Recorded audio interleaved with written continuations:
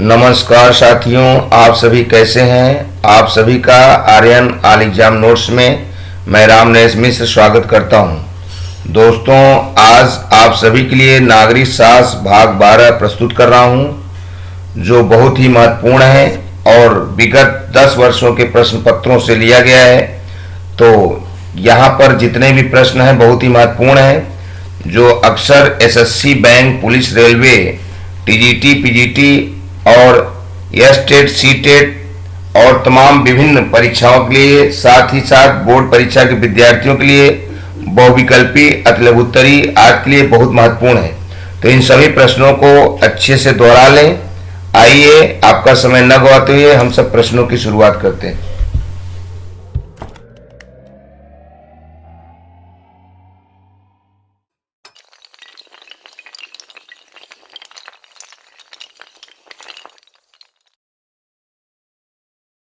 दोस्तों, नागरिक शास्त्र एक आदर्श नागरिक हम सबको बनाता है। नागरिक शास्त्र का ज्ञान रखना देश के प्रति एक अच्छी सोच है और देश को आगे ले जाने का एक तरीका है। इसी कारण से नागरिक शास्त्र से जुड़े प्रश्न परीक्षाओं में पूछे जाते हैं। तो आइए हम अपने प्रश्नों की शुरुआत करते हैं, जो बहुत ही बेहतरीन प्रश्न है। प्रश्न 1 है, किस वर्ष भारत एक प्रभुत्व संपन्न प्रजातांत्रिक गणराज्य बना? तो यहाँ दिए गए ऑप्शनों में से सही ऑप्शन डी है 1950 में। भारत 26 जनवरी 1950 को एक प्रभुत्व संपन्न प्रजातांत्रिक गणराज्य बना था। गणराज्य का मतलब होता है जिस देश का मुखिया निर्वाचन द्वारा चुना जाता है, और यह व्यवस्था भारत में 26 जनवरी 1950 से लागू हो गई। और तभी से भारत में जितने भी देश के राष्ट्रपति होते हैं वे सभी देश में अप्रत्यक्ष रूप से जनता द्वारा निर्वाचित होते हैं, अर्थात सांसद और प्रदेश की विधानसभाओं के निर्वाचित सदस्य उनका चुनाव करते हैं। प्रश्न 2, अब तक भारत के संविधान की उद्देशिका में कितनी बार संशोधन किया जा चुका है? तो यहाँ पर उद्देशिका में संशोधन बताना है, न कि संविधान में संशोधन। तो यहाँ दिए गए ऑप्शनों में से सही ऑप्शन ए है 1 बार। अब तक भारत के संविधान की उद्देशिका में 1 बार संशोधन हुआ है। संविधान में तो कई बार संशोधन हो चुके हैं। प्रश्न 3, भारत के संविधान की प्रस्तावना में प्रथम संशोधन कब किया गया? तो यहां दिए गए ऑप्शनों में से सही ऑप्शन सी है 1976 में। भारत के संविधान की प्रस्तावना में प्रथम संशोधन 1976 में 42वां संशोधन के रूप में किया गया। प्रश्न 4, भारतीय संविधान की उद्देशिका में परिवर्तन किस संशोधन अधिनियम में किए गए थे? तो यहां दिए गए ऑप्शनों में से ऑप्शन सी सही है 42वां संशोधन अधिनियम 1976। 42वें संशोधन जो कि 1976 में हुआ था, इसके माध्यम से भारतीय संविधान की उद्देशिका में परिवर्तन किया गया। प्रश्न 5, विश्व का सबसे बड़ा लिखित एवं सर्वाधिक व्यापक संविधान किस देश का है? तो यहां पर दिए गए ऑप्शनों में से सही ऑप्शन बी है भारत। विश्व के अंदर जनसंख्या के मामले में दूसरे नंबर पर भारत है, और भारत का संविधान विश्व का सबसे बड़ा लिखित संविधान है। और यहां पर जो संविधान है वो एक प्रकार से पूरी तरह लिखित है। संविधान में संशोधन होते हैं, किंतु संविधान जो बना दिया गया है उसे हम अलग से बढ़ाते घटाते नहीं हैं, बल्कि उसमें संशोधन करते हैं। प्रश्न 6, भारतीय संविधान है तो यह कैसा संविधान है? यहां दिए गए ऑप्शनों में से सही ऑप्शन हमारा डी है अंशतः कठोर अंशतः लचीला। इसका मतलब है कि हमारे भारतीय संविधान का जो संशोधन है वो कठिन भी है और लचीला भी है। कुछ संशोधन ऐसे होते हैं जो कि हमारी संसद करती है, जिनमें लोकसभा और राज्यसभा दोनों से संसद में पास होना चाहिए, और कुछ संशोधन ऐसे हैं जहां केंद्र सरकार के साथ साथ राज्य सरकार की भी भूमिका होती है और उसे 2/3 बहुमत से पास होना अनिवार्य है। इस तरह से भारत का संविधान किसी किसी मामले में कठोर है और किसी किसी मामले में लचीला है। प्रश्न 7, भारतीय संविधान पर सबसे अधिक प्रभाव किसका पड़ा है? तो दोस्तों, हम सभी जानते हैं कि हमारे संविधान का निर्माण 1946 में प्रारंभ हो गया था और उस समय देश आजाद नहीं था, अंग्रेजों का शासन था, और जो अंग्रेजों का शासन उसमें अधिनियम चल रहा था वो 1935 था। इस तरह यहां दिया गया ऑप्शन ए सही है, भारत सरकार अधिनियम 1935 का। भारतीय संविधान पर सबसे अधिक प्रभाव भारत सरकार अधिनियम 1935 का पड़ा था और उस अधिनियम से 200 अनुच्छेद हमारे वर्तमान संविधान में लिए गए। इस प्रकार से मात्र 195 अनुच्छेदों को हमने शामिल किया अपने से खोज के, दूसरे देशों की यात्रा करके, जबकि अधिक से अधिक हमने अंग्रेजों द्वारा बनाए गए संविधान को ग्रहण किया। प्रश्न 8,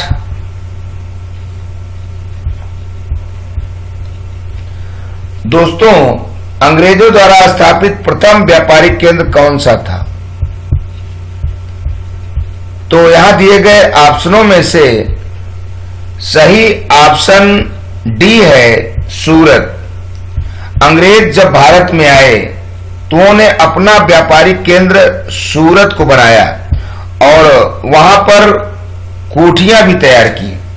इस तरीके से अंग्रेजों द्वारा प्रथम व्यापारिक केंद्र सूरत को बनाया गया था और सूरत से उन्होंने पूरे भारत पर अपने राज्यों को विस्तारित किया। प्रश्न 9, भारतीय राजनीतिक व्यवस्था में इनमें से कौन सर्वोच्च है? तो यहां दिए गए ऑप्शनों में से सही ऑप्शन बी है संविधान। भारतीय राजनीतिक व्यवस्था में संविधान सर्वोच्च है, संविधान से बड़ा कोई नहीं है, जबकि सर्वोच्च न्यायालय संविधान का संरक्षक है और संसद कानून बनाने का कार्य करता है। और धर्म तो हमारे देश में है ही नहीं, धर्मनिरपेक्ष देश है, यहां सभी धर्मों को समानता से जीने का अधिकार है। प्रश्न 10, भारतीय संविधान का अभिभावक कौन है? तो यहां दिए गए ऑप्शनों में सही ऑप्शन सी है सर्वोच्च न्यायालय। भारतीय संविधान का अभिभावक सर्वोच्च न्यायालय है। सर्वोच्च न्यायालय यह देखता है कि संविधान के साथ किसी प्रकार की छेड़छाड़ न हो और यदि संविधान की कोई अवहेलना करता है तो सर्वोच्च न्यायालय और शेष क्रमशः निम्न न्यायालय उसे दंड देने का अधिकार रखती हैं। प्रश्न 11, भारतीय संविधान की संरचना किस प्रकार की है? तो यहां दिए गए ऑप्शनों में से सही ऑप्शन ए है संघीय। भारतीय संविधान की संरचना संघीय है, अर्थात भारत में केंद्र सरकार और राज्य सरकार दोनों सरकारों के द्वारा शासन चलाया जाता है, किंतु कोई बात विशेष टकराव होने पर केंद्र सरकार की बात ज्यादा मान्य है। प्रश्न 12, द्वितीय विश्व युद्ध कब आरंभ हुआ? तो यहां दिए गए ऑप्शनों में से सही ऑप्शन हमारा सी है 1939 में। दोस्तों, प्रथम विश्व युद्ध 1914 से 1918 के बीच हुआ था। तब उस समय राष्ट्र संघ देश में था और द्वितीय विश्व युद्ध के समय जब राष्ट्र संघ की नहीं चली तो हमने संयुक्त राष्ट्र संघ की स्थापना की थी। तो यहां पर द्वितीय विश्व युद्ध जब आरंभ हुआ उस समय यहां ऑप्शन दिया गया सी सही है 1939। प्रश्न 13, शब्द चौथी सत्ता का प्रयोग किसके लिए होता है? तो यहां दिए गए ऑप्शनों में से सही ऑप्शन ए है प्रेस और समाचार पत्र। हमारे देश में कार्यपालिका, व्यवस्थापिका, न्यायपालिका सत्ता के 3 स्तंभ हैं, जबकि प्रेस और समाचार पत्र भी सत्ता का एक चौथा स्तंभ माना जाता है, क्योंकि प्रेस और समाचार पत्र के द्वारा जनता सरकार को चुनती है, सरकार के बारे में जानती है। अगर प्रेस और समाचार पत्र सरकार के बारे में किसी प्रकार की बातें बताते हैं और सरकार यदि सही से कार्य करती नहीं है तो उसका प्रयोग करके जनता सरकार को शासन से बेदखल कर सकती है। प्रश्न 14, संयुक्त राष्ट्र महासभा का अध्यक्ष कितनी अवधि के लिए चुना जाता है? तो यहां दिए गए ऑप्शनों में से सही ऑप्शन ए है 5 वर्ष। संयुक्त राष्ट्र सुरक्षा परिषद जो है उसका अध्यक्ष 5 वर्ष के लिए चुना जाता है और वर्तमान में सुरक्षा परिषद की संस्तुति पर महासभा द्वारा 5 वर्ष के लिए एंटोनियो गुटेरेस को संयुक्त राष्ट्र महासभा का अध्यक्ष चुना गया है, या उसे ही हम महासचिव भी कहते हैं, जो कि पुर्तगाल के निवासी हैं। प्रश्न 15,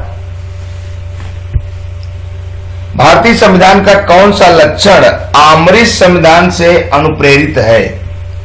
तो यहां दिए गए ऑप्शनों में से सही ऑप्शन ए है नीति निर्देशक सिद्धांत। नीति निर्देशक सिद्धांत आमरिश संविधान अर्थात आयरलैंड के संविधान से लिए गए हैं, जो कि राज्यों के लिए एक दिशा निर्देश है। राज्य उन निर्देशों का पालन करके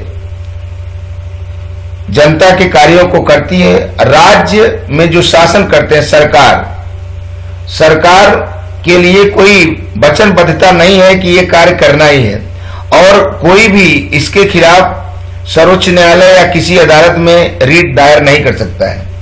तो इस प्रकार से राज्य स्वतंत्र रूप से अपने विकास के कार्यों को करता है, किंतु यदि जनता की इच्छाओं को वह सही ढंग से लागू नहीं करता तो जनता उस राज्य के सरकार को बेदखल कर देती है। प्रश्न 16, भारतीय संविधान में समवर्ती सूची की प्रेरणा कहां से ली गई है?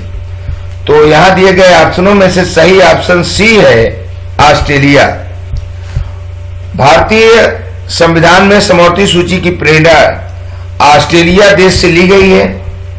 दोस्तों, समवर्ती सूची के अंतर्गत केंद्र सरकार और राज्य सरकार दोनों मिलकर कानूनों का निर्माण करती हैं, नियमों को लागू करती हैं, किंतु ये दोनों में किसी का आपसी टकराव हो तो केंद्र की बात ज्यादा मानी जाती है।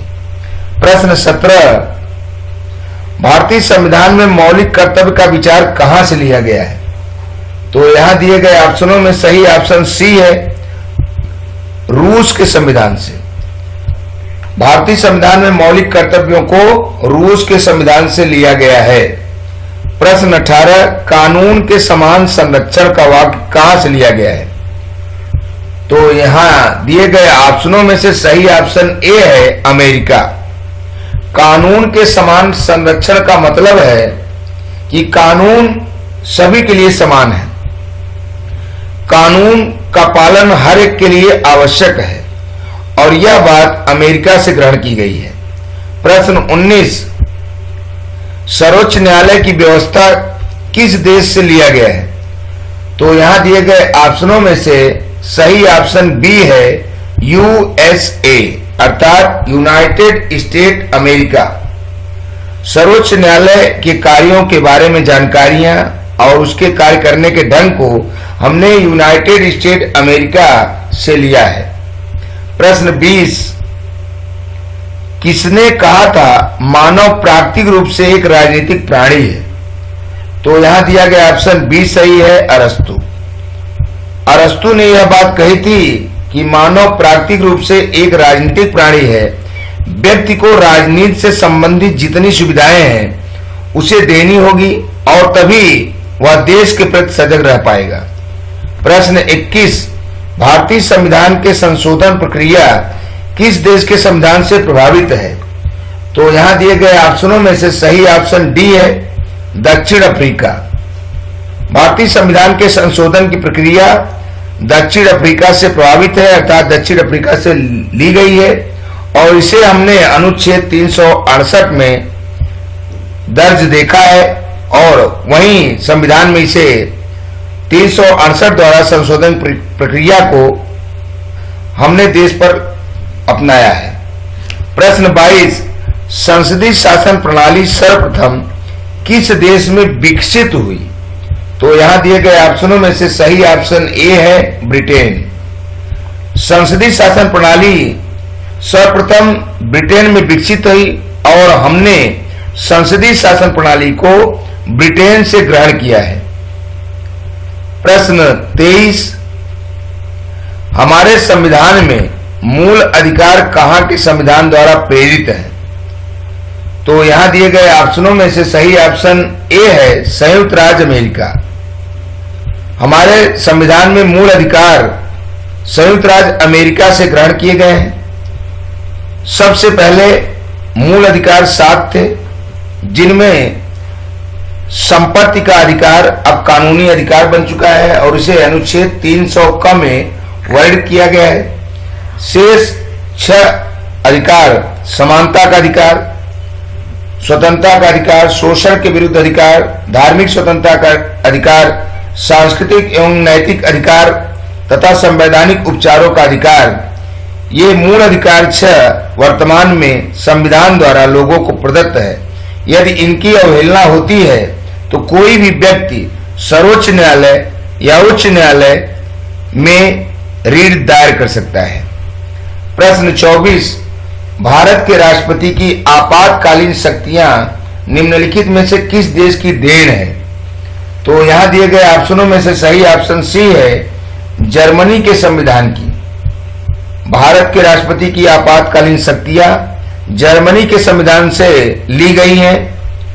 राष्ट्रपति को 3 प्रकार की आपातकालीन शक्तियां प्राप्त हैं, जो कि अनुच्छेद 352, 356 और 360 में दर्ज हैं।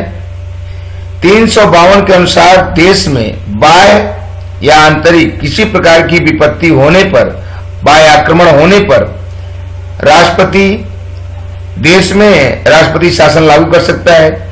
इसके अलावा यदि किसी प्रदेश में कोई भी सरकार शासन करने में सक्षम न हो या सरकार बनाने में सक्षम न हो तो वहां भी राष्ट्रपति शासन लागू किया जा सकता है। और यदि देश में वित्तीय संकट पैदा हो गया हो तो वहां भी राष्ट्रपति शासन लगाया जा सकता है, किंतु अभी तक हमारे देश में अनुच्छेद 360 का प्रयोग करके कभी भी राष्ट्रपति शासन नहीं लगाया गया, क्योंकि हमारे देश में वित्तीय संकट अभी तक पैदा नहीं हुआ। प्रश्न 25, भारतीय संविधान में कुल कितने भाग हैं? तो यहां दिए गए ऑप्शनों में से सही ऑप्शन सी है, 22। भारतीय संविधान में कुल 22 भाग वर्णित हैं। प्रश्न 26, संविधान के किस भाग में संविधान संशोधन की प्रक्रिया का उल्लेख है? तो यहां दिए गए ऑप्शनों में से सही ऑप्शन सी है, भाग 20। संविधान के भाग 20 में संविधान संशोधन की प्रक्रिया का उल्लेख है, जो अनुच्छेद 368 में वर्णित है। अनुच्छेद 368 द्वारा हम संविधान संशोधन कर सकते हैं। प्रश्न 27, किस भाग में पंचायती राज से संबंधित प्रावधान है? तो यहां दिया गया ऑप्शन डी सही है, भाग 9। भाग 9 में पंचायती राज से संबंधित प्रावधान है और यह संविधान के भाग 9 में दर्ज है कि हमारी पंचायतों का निर्माण कैसे होगा, उनका शासन कैसे होगा और पंचायतों का कार्य क्या होगा, कैसे पंचायतों के माध्यम से हम अपनी बात देश के मुख्य संसद तक पहुंचा सकते हैं। प्रश्न 28, संविधान के भाग 1 में निम्न में से किसका वर्णन है? तो यहां दिए गए ऑप्शनों में से सही ऑप्शन ए है संघ और उसका राज्य क्षेत्र। संविधान के भाग 1 में संघ और उसके राज्य क्षेत्र का वर्णन किया गया है। संघ का शासन कैसा होगा और राज्यों का शासन कैसा होगा, कैसे संघ राज्य का आपसी तालमेल होगा और केंद्र सरकार उस पर कैसे नजर बना के रखेगी, इन सब बातों का जिक्र संविधान के भाग 1 में वर्णित है। प्रश्न 29, संविधान के किस भाग में मूल अधिकार का उल्लेख मिलता है? तो यहां दिए गए ऑप्शनों में से सही ऑप्शन बी है भाग 3।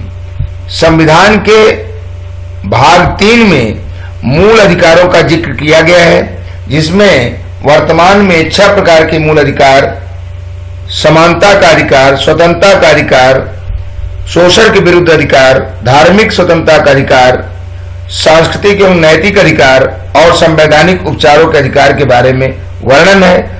और अनुच्छेद 32 जो संवैधानिक उपचारों का अधिकार है, उसे संविधान की आत्मा भी डॉक्टर भीमराव अंबेडकर ने कहा है।